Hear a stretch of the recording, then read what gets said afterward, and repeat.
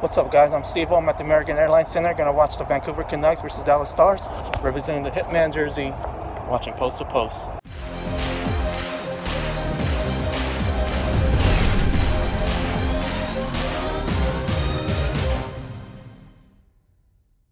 Hello and welcome to Post, the channel where we discuss all things hockey and all teams. This is a video I'm not happy about making because if you guys don't know, Dallas is actually my third favorite team. I kind of consider, I have St. Louis in fourth, but they're pretty close. I kind of feel like St. Louis and Dallas kind of both hold that third team position for me. So I'm not happy about making this video because I wanted to make this video long into the playoffs once they get eliminated, if they got eliminated. So not happy to make this video. Really like Dallas. I started to become a Dallas fan because my friend Fro, who lives in Dallas, actually sent me this hat many years ago, and I thought it was a very nice gesture. Loved the hat, and felt like, okay, well, now that I have this hat, I should probably watch the team quite a bit more. And then I started watching the team quite a bit more. I'm like, I really like watching this team. There's so many players that I grew fond of, and since then I've really loved the team. So, like I said, not a video I'm happy about making, but here we are. Their season's over. Very unfortunate. Expectations were high because so many things happened in the off season. We'll discuss that near the end of the video. But first, on this side, you'll see statistics from last year. On this side, statistics from this year. And red is an improvement. And green is an improvement, and red is not an improvement.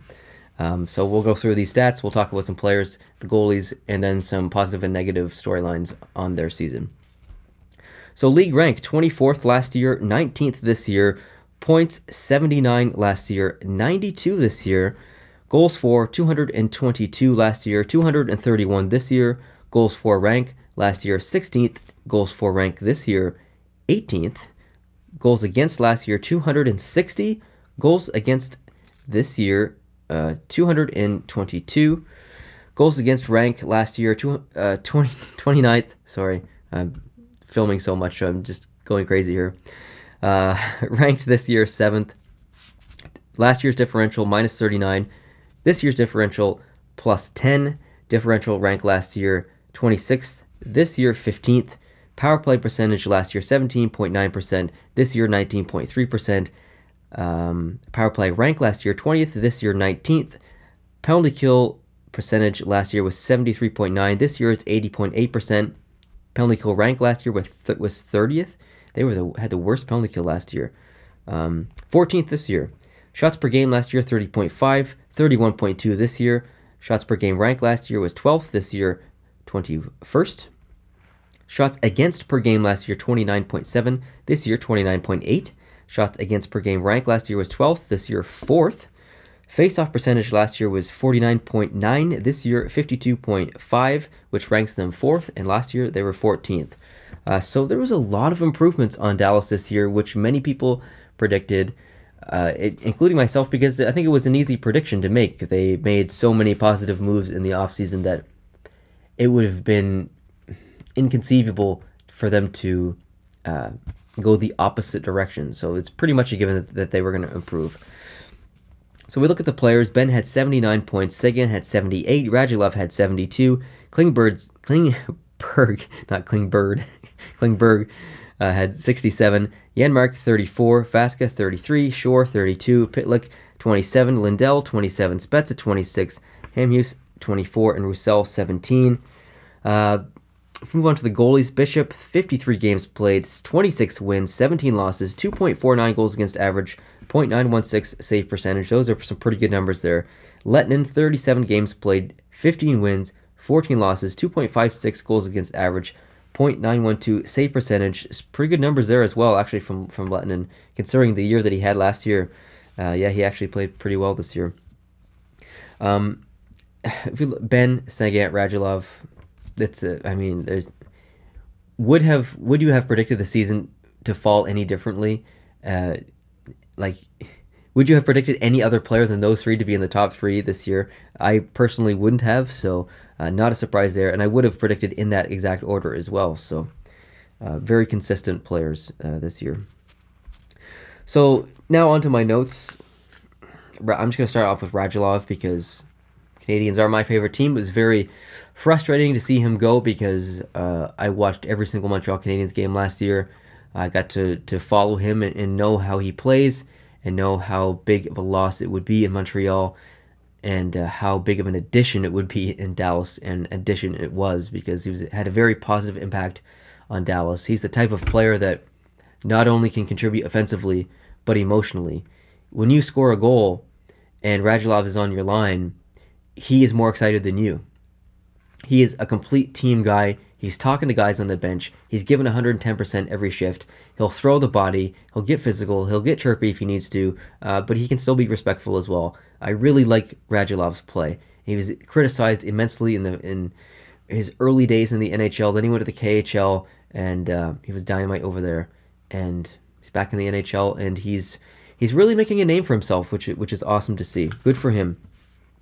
Spezza is not the same player as he used to be. I understand he's getting old. I understand he has some health issues, but still, $7 million for his production, 26 points. It's not cutting it.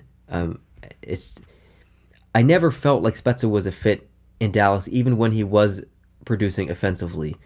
So it's a really frustrating thing to deal with as a fan, to see a player getting paid that much and producing so little. As good as Bishop's numbers are, I felt like he was inconsistent at times. Some games he would let in such easy goals, and then other games he would make such remarkable saves. A lot of the times it wasn't his fault. The defensive core would leave him out to dry so many times. So at the same time, I don't really blame him that much.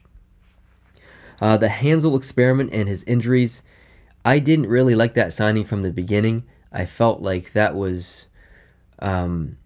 I've always felt like Hansel was overrated, especially I think he got traded at the trade deadline last year, and I think he got a first and something else, and I was shocked. I was blown away at what his return was, and he didn't work out in Minnesota, and he didn't work out in Dallas. I understand, like, he didn't play to his full potential. He missed a lot of time, a ton of time. But I still never felt like he was going to be a fit. We'll see in the future. I don't know. Mathot, such a crucial player in Ottawa's run last year, and to see him leave Ottawa was very sad. But to see him end up in Dallas, I was very happy, very, very happy. But unfortunately, he only played 36 games due to injury. And he didn't, even when he did play, didn't feel like the same player. So obviously, maybe he's still nursing an injury or still recovering slowly from something. Next year, I suspect we will see Mathot back to his true form. So Klingberg had an absolute career year. Is he in the talk for the Norris? Absolutely. Yeah, I think you definitely have to consider Klingberg for the Norris. I'm not going to say that he wins it, because I actually don't think that he does. Do I want him to win it? I do. I do want him to win it. I don't think he wins it, though. But he had a very good year. Very consistent year. Very, very consistent year. Good defensively. Good offensively. Good to see him communicative with his line mates and stuff as well. I think he's really growing into a pretty special player. Dallas cannot protect a lead. I watched Dallas more than any other West team, even more than San Jose, which is my second favorite team. And there were times where they'd be up 2-1, 3-1, 3-0, and you never felt safe because you knew that they could not protect a lead. But at the same time, they were resilient. They'd be down by 2 goals and come back and tie it. But you'd know that you'd always have to worry, because 10 minutes later they'd be down by 2 goals again. Or it's a very frustrating team to watch at times, for sure. Some of the players did seem to be struggling with Ken Hitchcock's coaching style, or not coaching style, but structure, his play style. He has a very unique coaching style. He's a very unique structure, and it takes time. He was with St. Louis for a long, long time. A lot of players didn't really get along with him that well. Tarasenko, I know, had his issues with him. It could have been one of the reasons why he moved on from St. Louis. I do feel like his coaching style is okay in Dallas. There's some tweaks that obviously I would do to the roster to help him, but I think the players are adapting for the most part pretty well. I've definitely noticed some issues and some chirping back and forth on the bench, which he does not like, because he's a man that wants a lot of respect. He should get a lot of respect, and he doesn't like when players talk back to him very much. A lot of Stars fans are upset with Jim Nill. They don't like the way that he handled the team around the trade deadline, in the offseason, the handle thing specifically. I feel like they're disappointed because the expectations were so high. So many things were done in the offseason, positive things, that it should have been a guarantee that they were not only in the playoffs, but contending for top in the division, in the Central. And you see Dallas out of the playoffs basically 2.5, 3 weeks before the playoffs were over. They were there, but mathematically they would have, like, it was very difficult. So they were out before the season ended. Like, I was gonna say long before the season ended, but shortly before the season ended. You know what I mean. So very frustrating for Stars fans. They improved a lot if you look at the team statistics and stuff, but very frustrating for sure from fans. So I believe they will be in the playoffs next year. I'm not going to make a prediction of where they're going to place, but I think they'll be better next year. There'll be some trades and stuff in the offseason, some new young players as well, and yeah, it's going to be an exciting year for Dallas next year, I think. So thanks, guys, for watching. I really appreciate it. If you are new to this channel, I hope you can hit the subscribe button down below. If you did like this video, hit the like button, and I'll see you in the next one, which will be the Florida Panthers. Adios.